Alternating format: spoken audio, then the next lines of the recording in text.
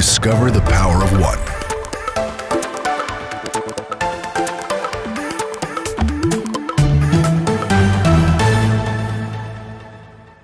God has given us a mission. He's given me a mission, and I'm just privileged and humbled to be able to do that. What we're going to do is we're going to talk about keeping our places of worship safe.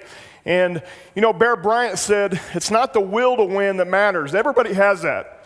It's the will to prepare to win.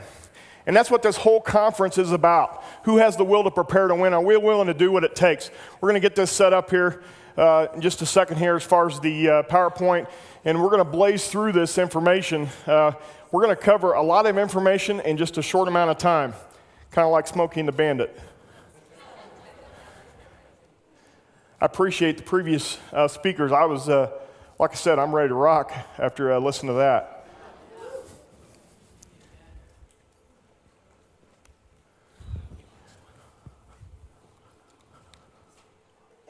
There we go. Maybe. Okay, my name is Vaughn Baker. I'm with Strategos International. We get asked many times what the word strategos means. It's the Greek word for strategies. It's also a Greek word for general. What we're talking about is strategies for making our places of worship safe. My background, I have law enforcement, I have SWAT experience. What that means is absolutely nothing. God has given me a mission, and I'm going to fulfill that mission the best I can in my ability, and that's what we're talking about. We've been training churches since 2007, trained over 20,000 church personnel representing over 1,000 ministries all across the country, and we had the privilege and honor to serve a lot of faith-based events. Our goals and objectives for today: recognize the need of safety and security presence in our churches. You're going to be shocked when you see the statistics as far as violent events taking places. Look at the history. What can we learn from past events? Looking at on-duty law enforcement's capabilities. Not only is it important to know their capabilities, but we need to know their limitations. Their primary limitation for on-duty law enforcement to respond to an in-progress event at your church is just simply time. The time it takes. The record response to responding to an active shooter event is 2 minutes. In 2 minutes, we had 2 SWAT teams going in the door. Guess where that happened at? That's the record. That's a tremendous response. That happened at Virginia Tech. So on the day we set the record in law enforcement, we set a record of number of lives lost, and that was the record until Orlando, which was recently. So if our plan is simply to call 911 and wait, that's a plan that's going to fail. We call it training the true first responder. Professional first responders have always been looked at as fire, EMS, police, okay? But the true first responders, the people that are on scene when the event begins. Your success or failure is going to be up to you, the people that are here. Okay, no pressure, right? Okay, look at the principles of a church lockdown. Anytime you hear the word lockdown, I want you to think of a two-word phrase: prevent access. And we're going to look at recognizing, describing traits of people that are armed. Now, almost all bad acts are preceded by bad body language. So we educate ushers, greeters, deacons, elders, staff, security personnel, and security ministries. What are the body language indicators to look for as far as suspicious activity? And how do we respond to that based on what our responsibilities are? Okay, so your safety and security ministry has to include leadership buy-in and vision casting. You're pushing a string uphill if you don't have buy-in by your leadership, your pastoral leadership, as far as putting together a safety and security ministry. So you got to have buy-in from them. Your church staff and department heads need to be included on the training. We have a church security planning for leadership personnel course that we do to not only cast the vision, lay out expectations, and develop strategies. And then lay leaders, your volunteers, deacons, elders, ushers, greeters, parking personnel. It's critical to educate them. We have more sets of eyes out there that can look and know what to look for. And we talk about this concept of awareness. If we define the concept of awareness, it's the state or ability to perceive, feel, or be conscious of events, objects, and developing circumstances. In this level of consciousness, sense data can be confirmed without necessarily implying understanding. So what that really says is those times where you've seen things that are out of the ordinary, and you said, oh, that's kind of strange. This definition says you don't have to understand it, you just need to accept it. That's behavior that's out of the ordinary. And we're going to expand on that here in just a second. And be willing to say something to somebody because of that. Those that enter our churches, should they be thinking about what to do in an emergency? What do you think? Well, sure. That's the way you're wired. But we want people focused on the reason they're there, listening to the message, hearing the gospel. So those in leadership, those that are responsible for the care of others, your job is to prepare in advance. one of the things we say frequently is this: prepare and prevent, don't repair and repent. Okay? Preparing, very critical. Law enforcement emergency personnel, we know they are not the first ones to respond to these incidents. Success or failure is going to be up to the people that are on scene. So protecting our churches, we ask this question frequently: is it biblically, ethically, and legally right thing to do? Okay, yes, it starts off with biblical authority. There's lots of biblical authority. The Bible talks about preparing in advance for worst case scenarios. We present our courses based on Matthew 10:16. It says, "Behold, I send you out as sheep amongst wolves, therefore be as wise as serpents and harmless as doves." Okay, who are the wolves? Those are the bad guys, right? The wolves are the bad guys. Who are the sheep? Well, sometimes people say, well, that's us, the sheep. Well, no, congregation members, elderly, kids, those are the sheep, which makes you all what? You're the shepherds, or some of you don't want to be a shepherd, you can be a sheepdog. Okay? Shepherds are sheepdogs. So what do you think the sheep think of the shepherds or the sheepdogs sometimes out there in that pasture? When we're preparing for this, I hear this all the time. Oh, is this really necessary? Oh, we're kind of going overboard here. Is this really necessary? That's the shepherd or the sheepdog nipping at the heels of the sheep. But when the wolves show up, guess who the sheep are screaming for? Get over here, shepherd. Get over here, sheepdog. The bad guys are here. That's the nature of preparing in advance. Just be prepared for that. How do we prepare? It's really critical that we identify the core mission of our ministries, generally speaking. We break that down 4 ways. Generally speaking, our ministries provide an atmosphere of comfort, refuge, worship, and learning, and fulfilling the Great Commission, right? Provide an atmosphere of comfort, refuge, worship, and learning. This is how we define how you fulfill safety and security ministry. Is the decision I'm about to make, safety and security-wise, going to compromise the core mission? If it does, we've got to figure out a different way to do it. In other words, we can't put body scanners at all of our doors and have people come in and get patted down and do the rotation through the body scanner, because that will compromise the core mission. People don't want to go through that. We've got to figure a different way to do that so we don't compromise the core mission. You may have a few people show up because they hear you're doing pat-downs, but those probably aren't the people you want. Okay? So the mission of safety and security is to de-escalate. If we define de-escalate, it's to decrease the size, scope, or intensity of. That's what we're talking about. And sometimes that word de-escalate gets misinterpreted as a warm, fuzzy word. Some guy comes in intending to harm others. Hey, brother, can I pray with you? Okay, that may not be successful. Sometimes we have to escalate our approach and be willing to fight to de-escalate the situation. So sometimes we have to escalate our approach. Most of the time we can de-escalate through good people skills and good prevention and preparation strategies. I'm going to have you look at a few incidents that have occurred at churches. This one here was a tragic event. 80-year-old female, faithful servant of this church, northeast of Little Rock, Arkansas.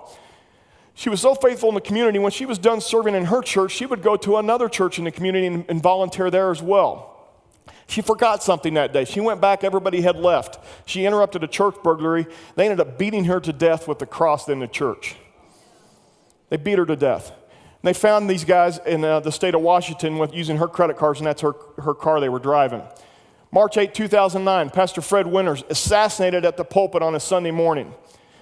A mentally ill subject, still don't know the motivation. He's not been found competent to stand trial. They've tried 3 times. He was assassinated. Comes straight down the center of the aisle, approaches the pastor, Pastor Fred. It was so unusual, he says, hey, brother, can I help you? And without saying a word, he brings a gun out and begins to shoot. Assassinated the pastor. Had it not been for 2 other people that had a protector's heart in there, that incident could have been worse, because they ended up tackling the individual. One of them suffered some very serious stab wounds when they did, because he began to stab him. This one here, these incidents don't happen just during the week. They happen, 60% of them happen during the week. These incidents don't just happen on Sundays. 60% of them happen during the week. So if our plan is just to have safety and security practices during services and special events, then you're only taking care of 40% of the potential problems.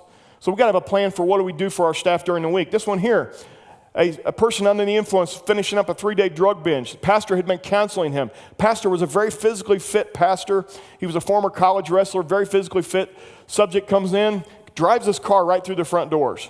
Their doors were locked, but he defeated that by driving his car in. He came in, pastor went out to see what was going on and thought it was a car wreck. Subject began to attack him. quickly overcame the pastor who was very physically capable because of the drugs he was on. He beat him to death with the electric guitar that was on the stage.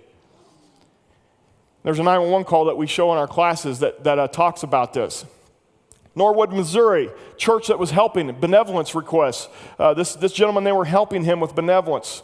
They'd been helping him for quite some time. Part of the condition of helping him was he would get counseling, he would attend church services. By the way, this church, they average 50 people on Sundays. This is not a big city problem. Don't tell the people in Nickel Mines, Pennsylvania, in a one-room Amish schoolhouse that this is a big city problem. Or in Maryville, Illinois, where Pastor Fred was assassinated, population 7,500, this is a big city problem. This church here, this subject came in, asked for benevolence. He'd not been coming to church, and they said, I'm sorry, you haven't been living up to your end of the bargain. They're not going to give him benevolence.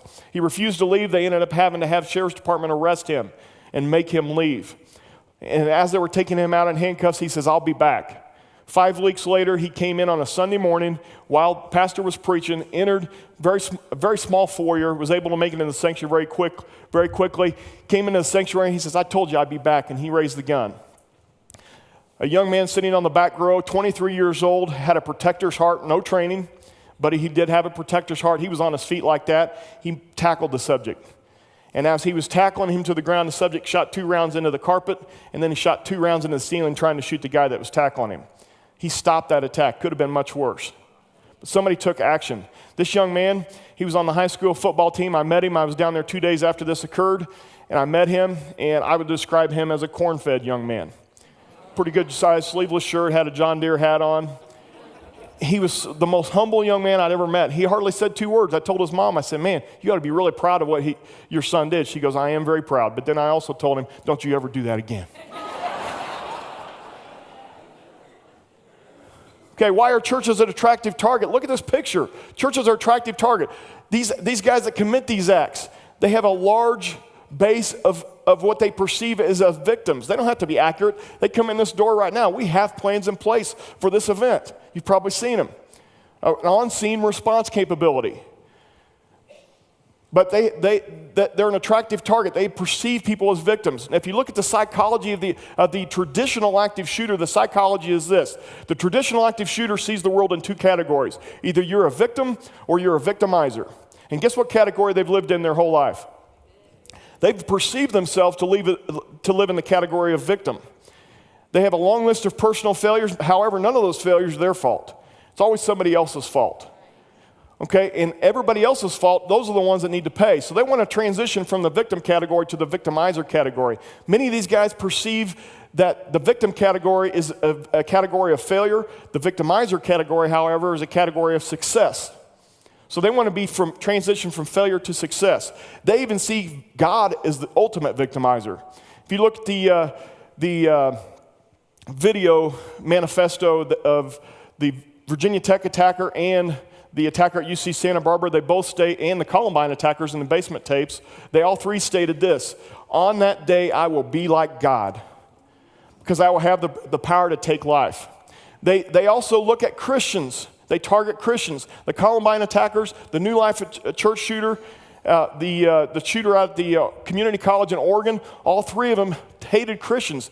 They posted on websites prior to how much they hated Christians. They felt like they were responsible for most of the problems in the world. In the community college shooting out in Oregon, he said he had people in the room stand up and ask them, are you a Christian? If they said yes, he'd shoot them in the head. If they said no, he'd shoot them in the leg. So Christians are being targeted. Okay? How are they being targeted? The ideological attackers, the terrorists. ISIS has a kill list that they published.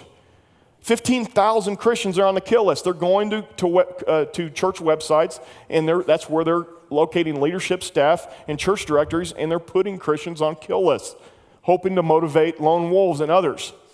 Okay, look at the statistics. We've had over 1,200 violent incidents since 1999. 1,200 violent incidents, resulting in 627 deaths. 1,150 total people dead and injured. Look at the graph, starting on the left, 1999. Look what's happened between 1999 and 2015. 10 violent events in 1999. Last year we had 248 violent events in churches. That's 2,380% for those of you math whizzes. Okay, in the last 10 years alone, we've had a 600% increase. The previous record for violent events in churches was 2014 until last year. Last year was the new record.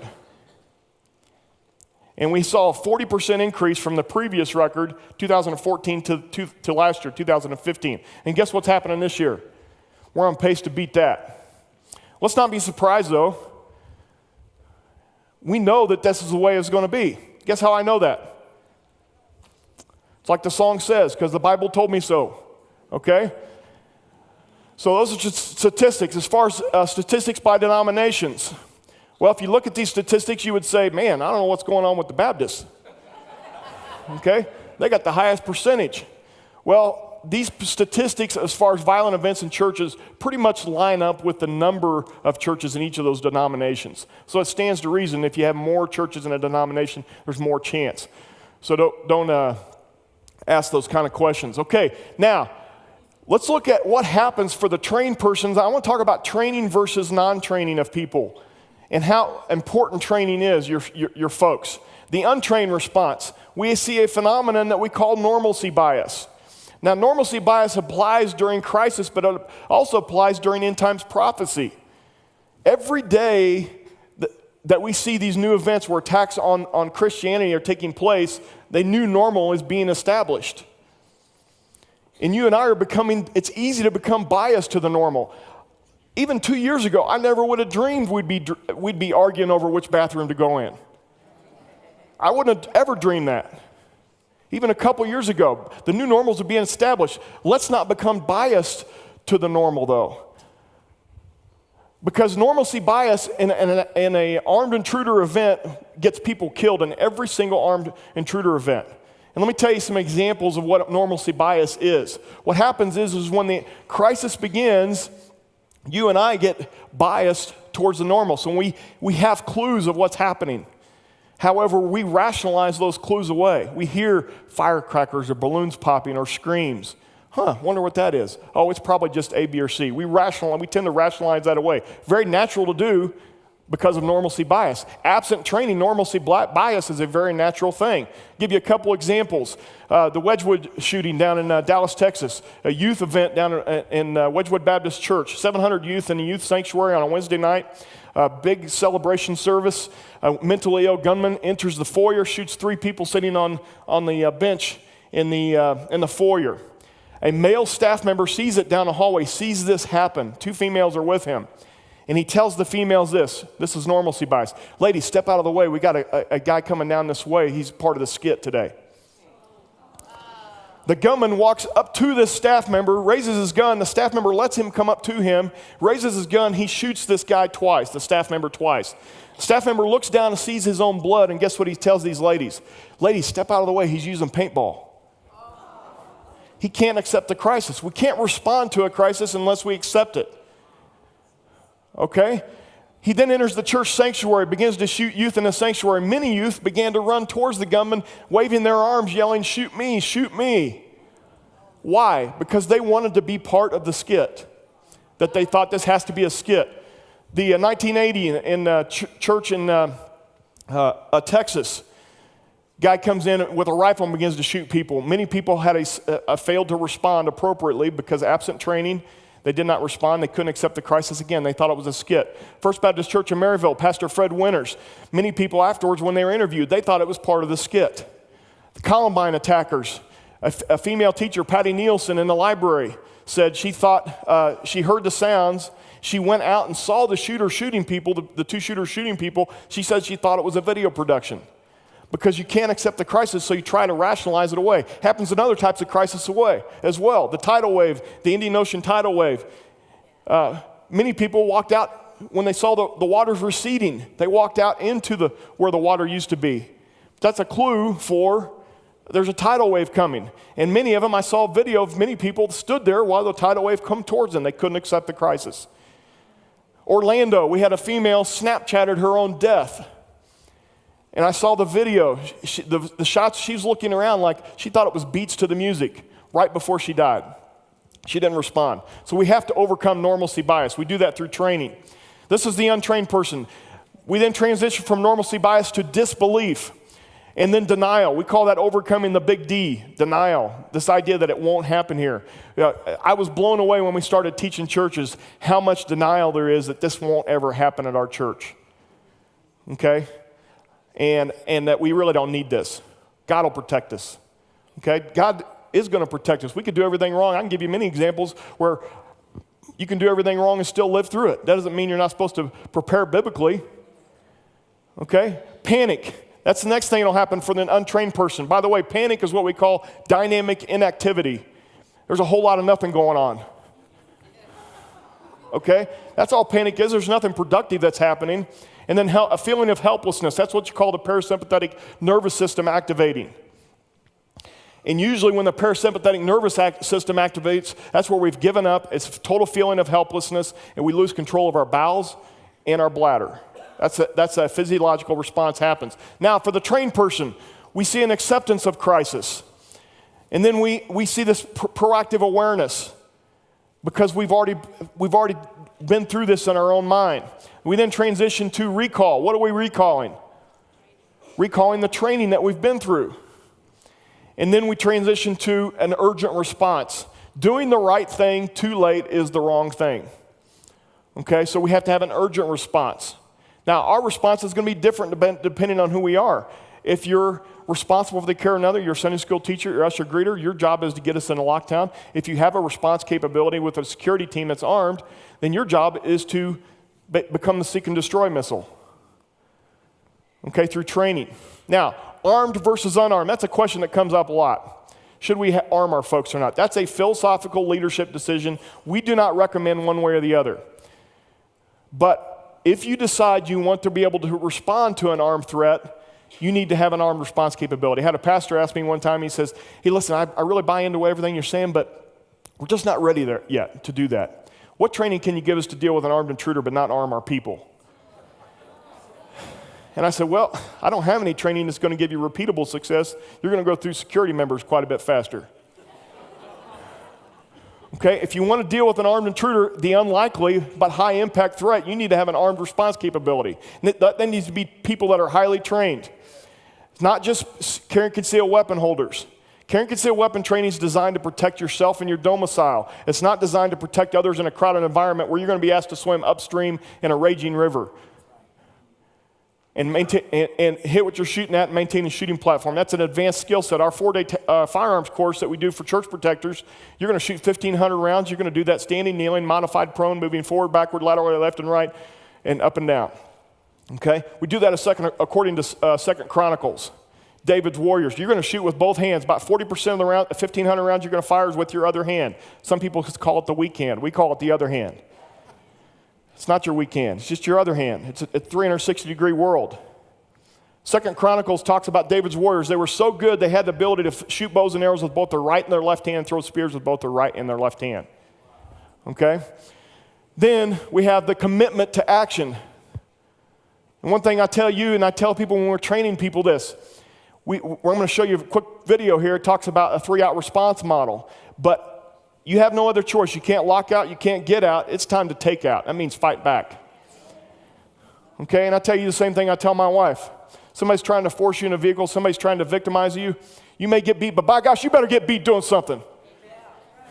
Okay, you may get beat, but you better get beat doing something. That means we're going to fight back. Remember, he perceives you as the victim. But when you don't act like a victim, guess what category he can very quickly transition back into? He falls back into the victim category very quickly because he's not behaviorally preconditioned to be a victimizer. He's lived in the victim category his whole life. And 2 or more people that's willing to fight for their lives, that's a formidable force. Raise your hand if there's somebody in your life worth living or dying for. Okay, good. I'm glad those of you didn't raise your hand. I'm sorry about that, okay? Raise your hand if there's somebody in your life worth living for. That's what we're talking about, fighting back. You're going to prove through your actions that there's people in my life worth living for. I'm not about ready to try to prove that to you. Okay? Now, lockdown. We recommend having a policy and training your folks for a threat inside the facility lockdown and a threat outside the facility lockdown. I'm going to let you listen to this quick video here. This is a video we showed all we have 600 volunteers, children's volunteers, that we can't train them all in person, so we show them a quick video here. The safety of the children here at Abundant Life is very important to us.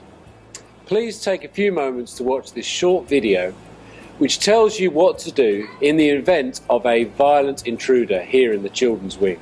Of course, we hope this will never happen. We have our very own safety and security specialist in Vaughn Baker, who's going to explain to you what to do. Thanks for taking the time to watch this film. Hi, my name is Vaughn Baker, and I'm with the security department here at Abundant Life. And we want to talk to you about a topic today that's not comfortable to talk about, but it's something we need to know about, and that's what to do if an intruder shows up here at church. And now when we talk about an intruder, that could be an intruder that we just don't know what their intentions are, or an intruder that is intended on trying to hurt someone.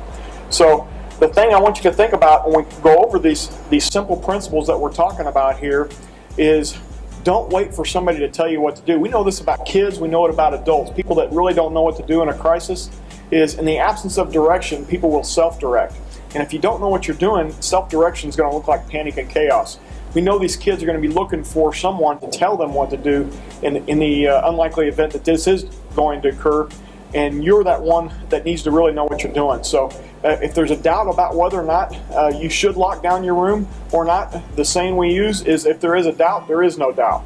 You go ahead and lock down your room, and then you call out via phone or intercom and find out what's going on if you hear something that's out of the ordinary, or if you hear screams or balloons popping or firecrackers or things of that nature.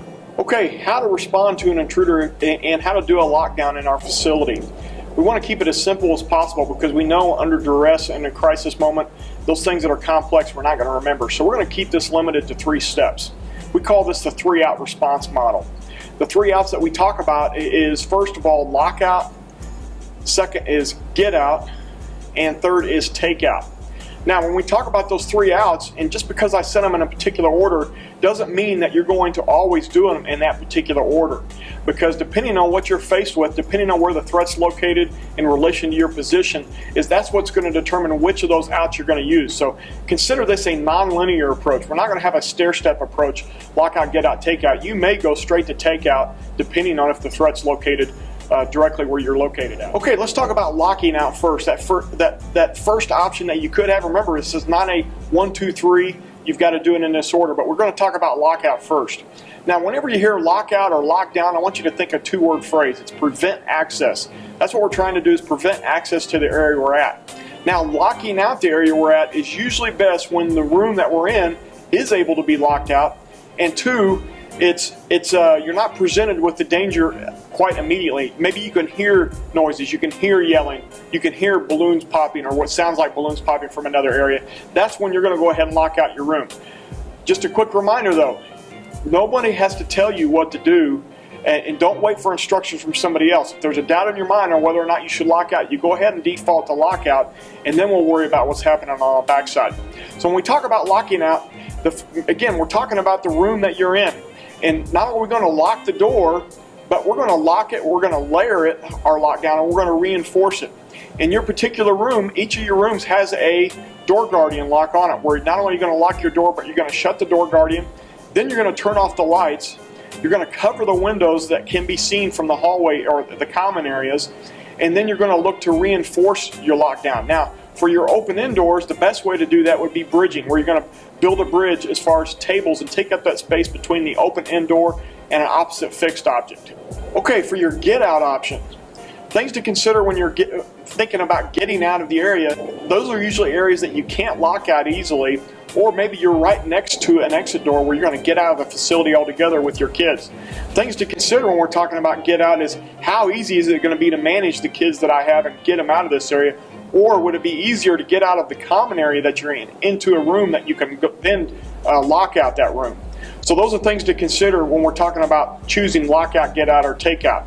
As far as get out is concerned, from a common area, you're going to get out of that area and get your kids into a room that you can lock out. Take out is fighting back, and you don't have a choice. You can't get out, you can't lock out, it's time to take out. Remember, that's a non-linear model, and you may have to go straight to take out right off the bat. So I'm not going to get too deep in that. We got to cover the rest of this. Now, not only do we need to know how to handle the worst case scenario, what about disgruntled and protesters?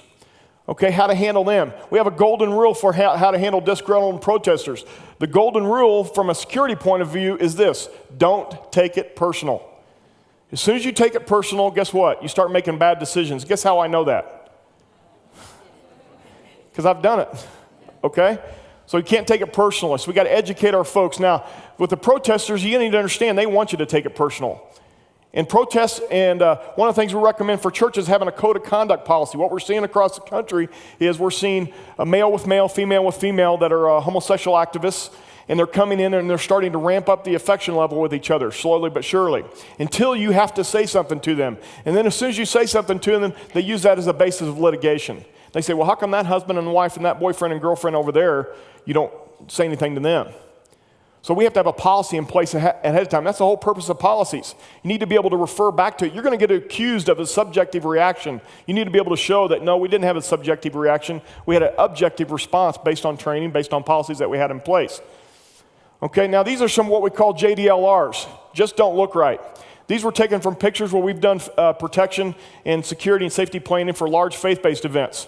And remember, all bad acts are preceded by bad body language.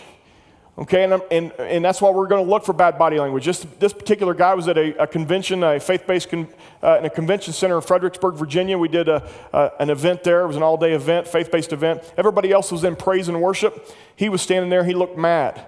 He went into the bathroom 3 times. We tucked our earpiece, went in and followed him in to see what he's doing. The 3rd time in, he says, hey, just so you know, I know who you are.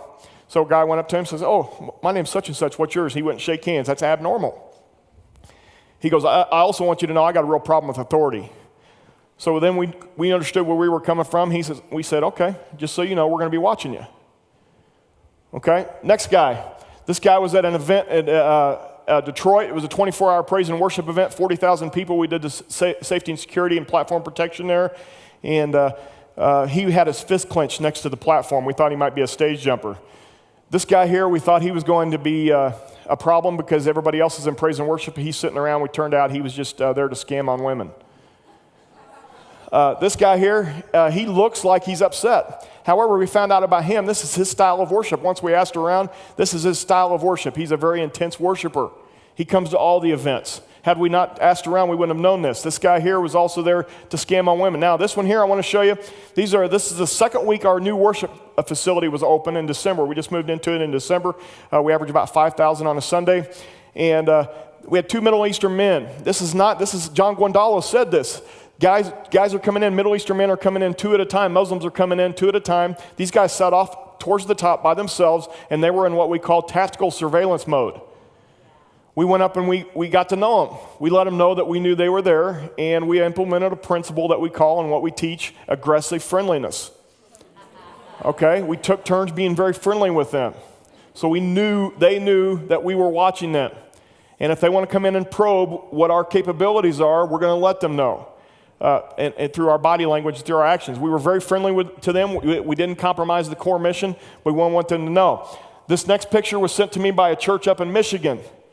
3 guys came in. Now, I was blown away. These guys, they sat through the entire service, sunglasses and masks on. Nobody ever went up and approached them.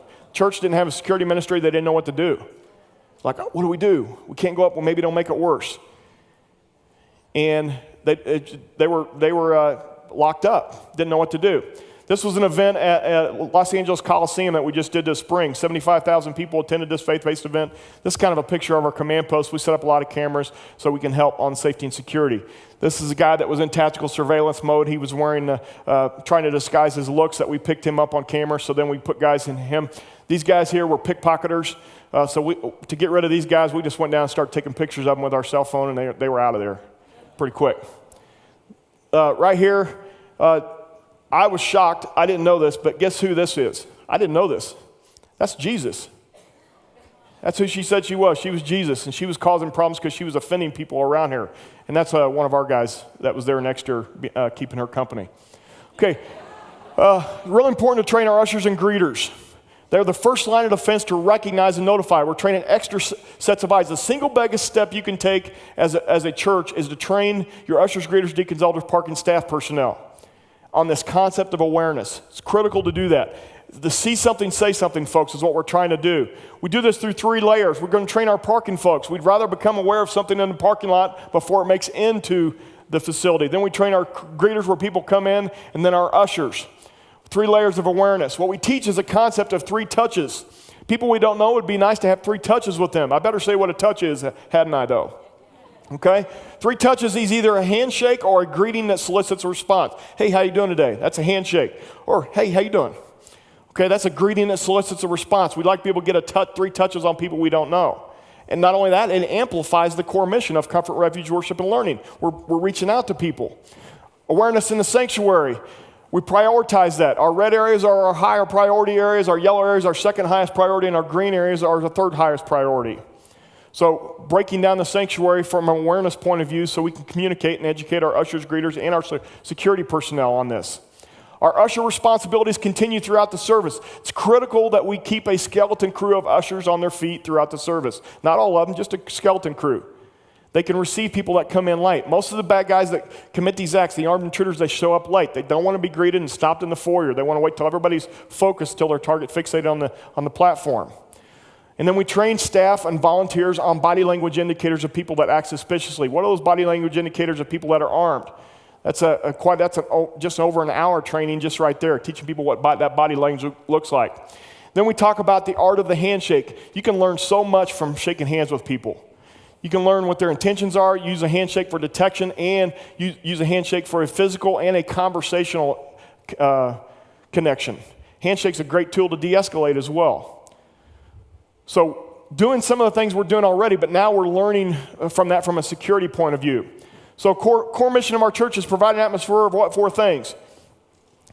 Comfort, refuge, worship, and learning. Let's continue to be the churches that are having an impact in our community. That people drive by and say, man, there's some awesome stuff happening there. They hear about all the outreaches we're doing and how we're helping people in our community. Let's not be the church that's been impacted because we didn't prepare in advance. And now we become the church that people drive by and say, oh yeah, that's the church where such and such happened. And we're known for all the wrong reasons at that point. God bless you guys, and if we can do anything for you, please let us know, and thank you for everything.